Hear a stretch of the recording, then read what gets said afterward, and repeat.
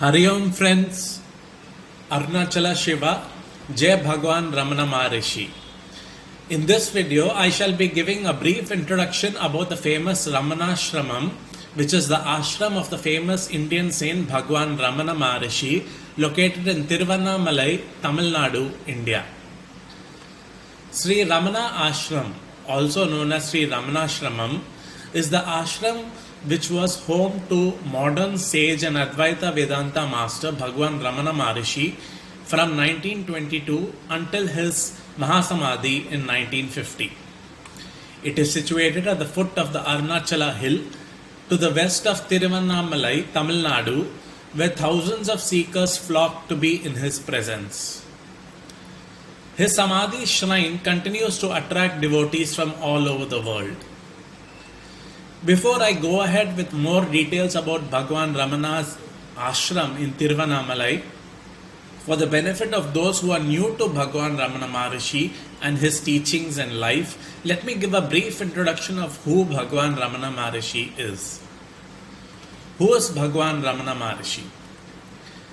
Bhagwan Ramana Maharishi, whose original name was Venkatraman Iyer, who was born on December 30th, 1879 Madurai, Madras State, India, and who attained Mahasamadhi on April 14, 1950 in Tiruvannamalai, was a Hindu philosopher and yogi called Great Master, Bhagavan, the Lord, and the sage of Arunachala, whose position on monism, the identity of individual soul and the creator of souls, and Maya, illusion, parallels that of Adi Shankaracharya. His original and unique contribution to yogic philosophy is the technique of Atma Vichara or self-inquiry. Born to a middle-class southern Indian Brahmin family, Venkatraman read mystical and devotional literature, particularly the lives of South Indian Shaivite saints and the life of Kabir, the medieval mystical poet. He was captivated by legends of the local pilgrimage place Mount Arunachala, from which the god Shiva was supposed to have arisen in a spiral of fire at the creation of the world. At the age of 17, Venkatraman had a spiritual experience from which he derived his Vichara technique. He suddenly felt a great fear of death and, lying very still, imagined his body becoming a stiff, cold corpse. Following a traditional not this, neti neti practice, he began self-inquiry asking, "Who am I?" and answering, "Not the body because it is decaying, not the mind because the brain will decay with the body, not the personality nor the emotions, for these also will vanish with death."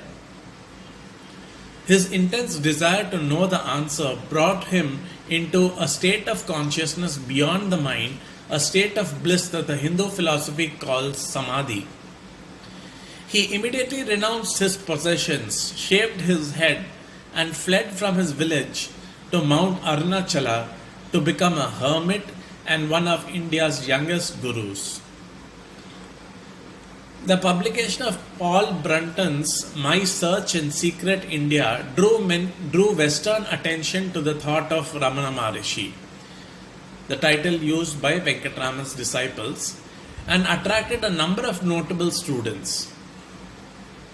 Bhagwan Ramana Maharishi believed that death and evil were Maya or illusion, which could be dissipated by the practice of Vichara, by which the true self and the unity of all things would be discovered.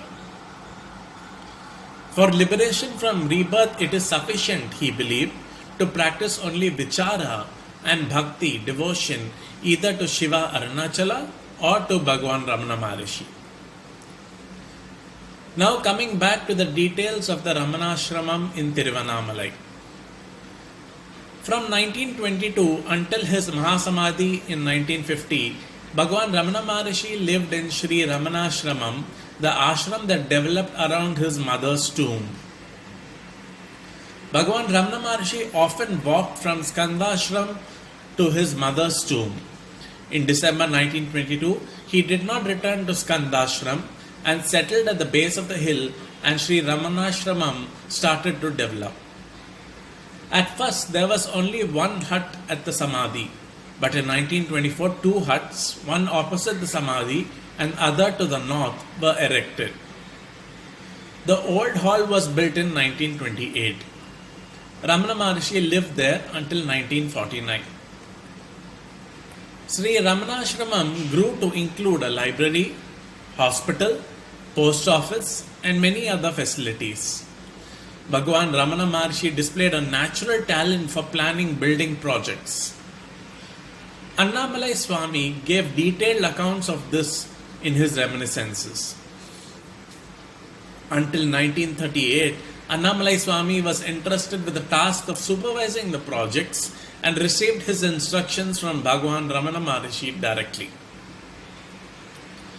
Bhagwan Ramana Maharshi led a modest and renunciate life. However, according to David Gottman, who has written extensively about Ramana Maharshi, a popular image of him as a person who spent most of his time doing nothing except sitting silently in Samadhi is highly inaccurate. From the period when an ashram began to rise around him after his mother arrived until his later years when his health failed, Bhagwan Ramana Maharshi was actually quite active in ashram activities such as cooking and stitching leaf plates. Many devotees visited Bhagwan Ramana Maharshi for darshan, the sight of a holy person or God incarnate, which is advantageous and transmits merit or punya. According to Flood, in Indian religions, the Guru is akin to the image or statue of a deity in the temple, and both possess power and sacred energy. According to Osborne, Ramana Maharshi regarded giving darshan as his task in life and said that he had to be accessible to all who came. Even during his terminal illness at the end of his life, he demanded to be approachable for all who came for his darshan. Objects being touched or used by him were highly valued by his devotees as they considered it to be prasad, and it passed on for some of the power and blessing of the Guru to them. People also tried to touch his feet, which is also considered darshan. When one devotee asked if it would be possible to prostrate before Bhagwan Ramana Maharshi and touch his feet, Bhagwan replied, "The real feet of Bhagwan exist only in the heart of the devotee. To hold on to these feet incessantly is true happiness. You will be disappointed if you hold on to my physical feet because one day this physical body will disappear. The greatest worship is worshipping the Guru's feet that are within oneself." In later life, the number of devotees and their devotion grew so large that Bhagwan Ramana Maharshi became restricted in his daily routine. Measures had to be taken to prevent people from touching him. Several times Bhagwan Ramana Maharshi tried to escape from the ashram to return to a life of solitude. Vasudeva reports, Bhagwan sat on a rock and said with tears in his eyes that he would never again come to the ashram and would go where he pleased and live in the forests or caves away from all men. Ramana Maharshi did return to the ashram, but has also reported himself on attempts to leave the ashram as follows. "I tried to be free on a third occasion also. That was after mother's passing away. I did not want to have even an ashram like Skandashram and the people that were coming there then. But the result has been this ashram, Ramanashramam, and all the crowd here. Thus all my 3 attempts failed." As far as applying for accommodation in Bhagwan Ramana Maharshi's ashram is concerned, following are the details. The website of Ramanashramam is https://www.sriramanaMaharishi.org. I repeat, www.sriramanaMaharishi.org. For accommodation details, one can visit the following webpage of the Ramanashramam site: www.sriramanaMaharishi.org/ashram/accommodation. Details regarding application for accommodation is as follows, as provided in the official website of Ramanashramam. Visitors wishing to stay at Sri Ramanashram should send an email to stay@gururamana.org. I repeat, stay@gururamana.org 1 month in advance to check on the availability of accommodation. Emails are instantly acknowledged. Please check your spam folder also for the auto reply from the ashram to make sure that your email request was properly received by the ashram. Some email providers routinely put them in spam folder. You can also request accommodation by writing a letter about 6 weeks in advance to the President, Sri Ramanashramam, Tiruvannamalai, 606603, Tamil Nadu. There are rooms to suit individuals, couples and families. Each room is furnished and most rooms have attached bathrooms. Hot water for bathing is available during winter. South Indian style vegetarian food is served in the ashram dining hall.